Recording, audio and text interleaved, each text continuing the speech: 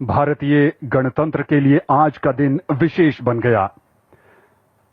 चंद्रपुरम பொன்னுசாமி ராதாகிருஷ்ணன் ने देश के 15वें उपराष्ट्रपति 15வது குடியரசு துணைத் தலைவராக பொறுப்பேற்றிருக்கிறார் சிபி ராதாகிருஷ்ணன். அந்த காட்சிகளை நாம் பார்த்து வருகிறோம். பிரதமர் மோடி, மத்திய உள்துறை அமைச்சர் அமித்ஷா உள்ளிட்டோர் கலந்து கொண்ட இந்த நிகழ்ச்சியில் குடியரசுத் தலைவர் திரௌபதி முர்மு அவருக்கு பதவி பிரமாணம் செய்து வைத்தார். நாட்டின் குடியரசு துணைத் தலைவராக பொறுப்பேற்றார் சிபி ராதாகிருஷ்ணன். அவருக்கு குடியரசுத் தலைவர் திரௌபதி முர்மு பதவி பிரமாணம் செய்து வைத்திருந்தார். அந்த காட்சிகளை நாம் பார்த்தோம். ஜெகதீப் தங்கர் ராஜினாமாவை தொடர்ந்து நடந்த தேர்தலில் சிபி ராதாகிருஷ்ணன் வெற்றி பெற்றிருந்த நிலையில் இன்று அவர் நாட்டின் குடியரசு துணைத் தலைவராக பதவியேற்றார். பாஜக மூத்த தலைவர்கள், பாஜக ஆளும் மாநிலங்களின் முதலமைச்சர்கள் உள்ளிட்ட பல்வேறு அரசியல் தலைவர்கள் பங்கேற்றிருந்த இந்த நிகழ்வில் அவர் குடியரசு துணைத் தலைவராக பதவியேற்றார். கூடுதல் விவரங்களை செய்தியாளர் வெங்கட்ரமணன் வழங்க கேட்கலாம். வெங்கட்ரமணன், வணக்கம். நாட்டின் 15வது குடியரசு துணைத் தலைவராக பொறுப்பேற்றிருக்கிறார் சிபி ராதாகிருஷ்ணன். முழு விவரங்கள். வணக்கம். 15வது குடியரசு துணைத் தலைவராக சிபி ராதாகிருஷ்ணன் பதவியேற்றிருக்கிறார். குறிப்பாக பாராளுமன்றத்தில் இருக்கக்கூடிய மைய மண்டபத்தில் துணை ஜனாதிபதி தற்பொழுது பதவி ஏற்றிருக்கிறார். குடியரசுத் தலைவர் திரௌபதி முர்மு அவருக்கு பதவி பிரமாணமும் அரசியல் காப்பு உறுதிமொழியும் செய்து வைத்தார். அதனைத் தொடர்ந்து சிபி ராதாகிருஷ்ணன் பாராளுமன்றத்தில் துணை ஜனாதிபதிக்கு என ஒதுக்கப்பட்டிருக்கக்கூடிய அறைக்கு சென்று அங்கு இருக்கக்கூடிய பொறுப்புகளை ஏற்றிருக்கிறார்.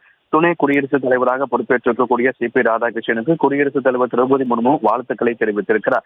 இந்த விழாவில் ஏற்கனவே பிரதமர் மோடி, உள்துறை அமைச்சர் அமித்ஷா, மத்திய பாதுகாப்புத்துறை அமைச்சர் உள்ளிட்ட பாஜகவுடைய முக்கிய அமைச்சர்களும், பல்வேறு மாநிலங்கள்ல பாஜகவுடைய மாநிலங்கள் ஆளக்கூடிய முதலமைச்சர்களும் ஆளுநர்களும் வருகை புரிந்திருக்கிறார்கள். தேசிய ஜனநாயக கூட்டணியில அங்கம் வகிக்கக்கூடிய மாநிலங்களில் இருக்கக்கூடிய முதலமைச்சர்களும் ஆளுநர்களும் இந்த பதவியேற்பு விழாவில் பங்கேற்றிருக்கிறார்கள்.